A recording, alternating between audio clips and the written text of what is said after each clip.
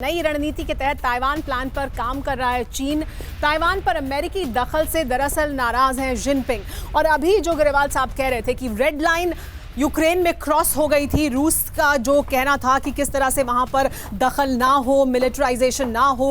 आरोप ये भी लगाया पुतिन ने कि नाज़ीवाद वहां पर पनप रहा है और उसको वो ख़त्म करना चाहते हैं। रूस के खिलाफ वहां पर एक तरह के एक नए थॉट को बढ़ावा मिल रहा है और उसको वो नहीं पनपने दे सकते हैं। तो वो रेड लाइन से जो क्रॉस हुई और इस वजह से हमला किया रूस ने। लेकिन क्या दखल जो अमेरिका का ताइवान में है वो रेड लाइन है जिनपिंग के लिए भी, और क्या इस वजह से ये नया जो वॉर फ्रंट है उसका खतरा दुनिया के सामने बना हुआ है और बरकरार है? लेकिन हम बात कर रहे हैं कि दरअसल चीन जो अभी हो रहा है रूस के साथ, उसको लेकर क्या डरा हुआ है ये सोचकर, या वो ये सोचेगा 4 बार ऐसा कोई कदम उठाने से पहले ताइवान को लेकर कि उसकी अर्थव्यवस्था पर इसका क्या असर पड़ेगा? अगर ऐसा चीन करता है तो दुनिया की अर्थव्यवस्था पर कितना असर पड़ सकता है वो भी आइए आपको बताते हैं। क्योंकि चीन दुनिया के साथ कितना व्यापार करता है, किस तरह से वो व्यापार फैला हुआ है, वो देखिए हम आपको इस ग्राफिक के जरिए बता रहे हैं। 452 बिलियन अमेरिकी डॉलर का कारोबार वो अमेरिका के साथ करता है सबसे ज़्यादा। 272 बिलियन यूएस डॉलर का कारोबार वो हांगकांग के साथ करता है। 142 बिलियन अमेरिकी डॉलर का कारोबार जापान के साथ करता है और 86 बिलियन डॉलर का कारोबार जर्मनी के साथ करता है। इस तरह का व्यापार है चीन का। इसके आगे भी दुनिया के साथ किस तरह का व्यापार है देखिए। 79 बिलियन डॉलर अमेरिकी ये व्यापार करता है वो नीदरलैंड के साथ। 72 बिलियन अमेरिकी डॉलर का कारोबार ब्रिटेन के साथ करता है। 93 बिलियन अमेरिकी डॉलर का कारोबार ऑस्ट्रेलिया के साथ करता है और 50 बिलियन डॉलर का कारोबार वो रूस के साथ करता है। तो चीन का व्यापार इस तरह से पूरी दुनिया में फैला है।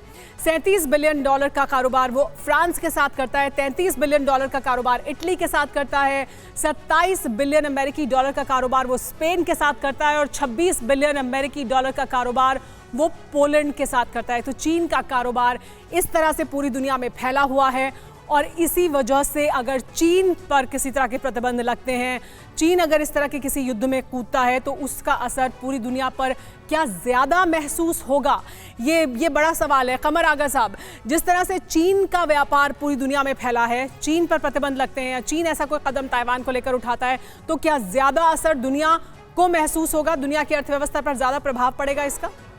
जी सुमेरा जी, सबसे ज़्यादा तो मैं समझता हूँ फिर तो ग्लोबल इकोनॉमी बिल्कुल कोलैप्स हो जाएगी। आपके ने जो आंकड़े बताए जिस तरीके से हो रहा है, वहाँ के ऊपर व्यापार हो रहा है, यही नहीं है, फिर उसके अलावा चाइना का जो इन्वेस्टमेंट है अमेरिका के अंदर लगभग 3 ट्रिलियन डॉलर का है। फिर उसके अलावा 3 ट्रिलियन उनके बॉन्ड्स उन्होंने ले रखे हैं, डेट है उनका वहाँ पे ऊपर, और इस तरह के बहुत से कंट्रीज़ में उसके वो इन्वेस्टमेंट्स हैं। तो मैं नहीं समझता कि इस तरीके से जंग हो। दूसरी बात ये कि चाइना ताइवान के अंदर एक वजह से और नहीं जाएगा, क्योंकि अभी तो वो हांगकांग से ही फंसा हुआ है, हांगकांग के अंदर ही फंसा हुआ है, उसकी इमेज इतनी बिगड़ चुकी है हांगकांग।